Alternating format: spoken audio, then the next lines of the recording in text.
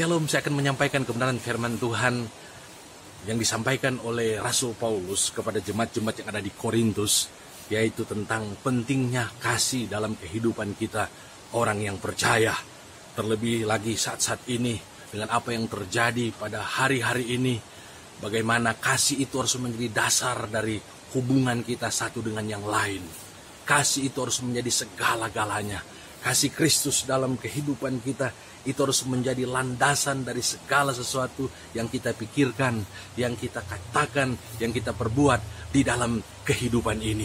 Rasul Paulus menyampaikan kebenaran firman Tuhan ini kepada jemaat-jemaat yang ada di kota Korintus. Kita tahu mereka jemaat-jemaat yang penuh dengan karunia. Mereka jemaat-jemaat yang luar biasa dipakai oleh Tuhan di dalam pelayanan mereka. Tetapi Rasul Paulus mengingatkan kepada mereka, semua karunia, semua talenta, semua pencapaian dalam kehidupan mereka itu tidak ada artinya, tidak ada gunanya kalau mereka kehilangan kasih. Kalau mereka melakukan segala sesuatu dengan mengabaikan yang namanya kasih, yaitu kasih kepada Tuhan dan kasih kepada sesama. Dalam ayat yang pertama, dalam 1 Korintus pasal yang ke-13, sampai dengan ayat yang ke-13, Rasul Paulus memberitahukan kepada jemaat-jemaat yang ada di Korintus. Dia berkata, sekalipun aku dapat berkata-kata dengan semua bahasa manusia dan bahasa malaikat, tetapi jika aku tidak mempunyai kasih, maka aku sama seperti gong yang berkumandang dan canang yang gemerincing. Ayat yang kedua dia katakan, sekalipun aku mempunyai karunia bernubuat, aku mengetahui segala rahasia dan seluruh pengetahuan. Aku memiliki iman yang sempurna untuk memindahkan gunung. Tetapi jika aku tidak memiliki kasih, maka aku tidak berguna sama sekali. Kemudian di dalam ayat yang ketiga dia katakan, dan sekalipun aku dapat membagikan segala sesuatu yang ada padaku, bahkan menyerahkan tubuhku ini untuk dibakar. Tetapi jika aku tidak mempunyai kasih, maka faedahnya tidak ada bagiku. Di dalam ayat yang keempat, dia menjabarkan tentang apa itu kasih yang harus kita terapkan di dalam kehidupan kita, orang-orang yang percaya. Dalam ayat yang keempat dia katakan, kasih itu sabar, kasih itu murah hati, ia tidak cemburu, ia tidak memegahkan diri, ia tidak sombong. Dalam ayat yang kelima dia juga katakan, ia tidak melakukan yang tidak sopan, ia tidak mencari keuntungan diri sendiri. Kemudian juga dikatakan oleh firman Tuhan bahwa ia tidak pemarah, ia tidak menyimpan kesalahan orang lain. Itulah kasih yang harus kita terapkan dalam kehidupan ini. Kemudian selanjutnya dia berkata juga dalam firman Tuhan ini, dia katakan kasih itu menutupi segala sesuatu, percaya segala sesuatu, akan mengharapkan segala sesuatu, dan sabar menanggung segala sesuatu. Artinya kasih itu yang segala-galanya dalam kehidupan kita. Dalam ayat yang ke-8 dia katakan bahwa kasih itu tidak berkesudahan. Nubuat itu akan berakhir. Bahasa roh itu juga akan berakhir. Pengetahuan juga itu akan lenyap. Tetapi kasih tidak berkesudahan. Dalam ayat yang ke-13 juga dia berkata, demikian tinggal ketiga hal ini, yaitu iman, pengharapan, dan kasih. Dan yang lebih besar dari semua itu adalah kasih. Jadi saudara-saudara yang dikasih oleh Tuhan, kasih itu adalah segala-galanya. Tanpa kasih, maka kita seperti gong yang berkumandang, canang yang gemerincing. Tanpa kasih, maka kita tidak akan menjadi pribadi-pribadi yang akan memberkati orang lain atau berguna bagi orang lain. Tanpa kasih, maka segala sesuatu yang kita lakukan itu tidak ada gunanya, tidak ada faedahnya. Itu mari biar kebenaran firman Tuhan ini mengingatkan kepada kita tentang pentingnya kasih.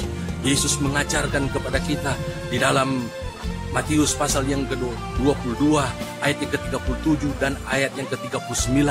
Dia berkata, kasihilah Tuhan Allahmu dengan segenap hatimu, dengan segenap jiwamu, dengan segenap akal budimu, dan dengan segenap kekuatanmu. Dan kasihilah sesama manusia seperti dirimu sendiri. Bahkan Yesus juga mengajarkan kepada kita di dalam Matius pasal yang ke-5 ayat yang ke-44. Dia berkata, tetapi aku berkata kepadamu, kasihilah musuhmu dan berdoalah bagi mereka yang menganiaya kamu. Tuhan Yesus mengajarkan kepada kita bagaimana kasih itu harus menjadi sesuatu yang menggerakkan kita, sesuatu yang mendorong kita agar supaya kita melakukan segala sesuatunya didasarkan dengan kasih ini, maka Tuhan yang akan dipermuliakan di dalam kehidupan ini. Saya teringat akan satu kisah di dalam Alkitab, di dalam Lukas pasal yang ke-10. Ini menceritakan tentang bagaimana ada orang yang dirampok habis-habisan, kemudian ada seorang imam melewatinya dan dia hanya membiarkannya. Kemudian ada seorang Lewi melewatinya juga di seberang jalan dan dia juga hanya membiarkannya. Tetapi lewat seorang Samaria yang kita tahu bermusuhan dengan orang-orang Israel, atau lebih tepatnya mereka dimusuhi oleh orang Israel, tapi dia orang Samaria. Dia mengangkat orang yang dirampok habis-habisan ini dan hampir mati, kemudian dia merawatnya, dia menunjukkan kasihnya kepada orang yang dirampok habis-habisan ini, dan Yesus memuji dia. Dan Yesus berkata, sesama manusia dari orang yang dirampok ini adalah orang Samaria. Untuk itu biar kebenaran firman Tuhan ini mengingatkan kepada kita sebagai orang percaya, mari hari-hari ini kita isi dengan kita mengasihi Tuhan, mengasihi sesama kita. Mari kita menerapkan kebenaran firman Tuhan yang terdapat dalam 1 Korintus pasal yang ke-13 ini. Kita menjadi pribadi yang sabar, pribadi yang murah hati, tidak pencemburu. Kita menjadi pribadi-pribadi yang juga tidak pemarah, tidak menyimpan kesalahan orang lain. Kita menjadi pribadi-pribadi juga yang mau menjadi berkat juga bagi sesama kita, mau mengulurkan tangan bagi sesama kita. Dan saya percaya kita akan memuliakan Tuhan dalam kehidupan ini. Dan saya percaya apa yang terjadi pada hari-hari ini, saya tahu dalam firman Tuhan, Tuhan dipermuliakan, Yesus dipermuliakan. Ada dua hal besar yang membuat Yesus dipermuliakan. Yang pertama, kalau kita membaca di dalam Matius pasal yang ke-5 yang ke-16, ketika kita menjadi saksi Kristus, menjadi terang Kristus, maka orang akan melihat kita, melihat perbuatan baik kita, dan mereka akan memuliakan Bapa di sorga. Kemudian yang kedua, kalau kita membaca dalam Wahyu pasal yang ke-11 ayat yang ke-13, ketika terjadi tulah di dunia ini, maka dikatakan mereka akan takut akan Allah dan mereka akan melihat Allah. Kemudian mereka memuliakan Allah Bapa di dalam Tuhan Yesus Kristus yang ada di sorga. Untuk itu biar kebenaran firman Tuhan ini akan terus mendorong kita, memberikan kekuatan dan semangat kepada kita untuk terus mengasihi Tuhan dan mengasihi sesama kita, bahkan seperti diri kita sendiri. Tuhan Yesus kiranya memberkati. Amin.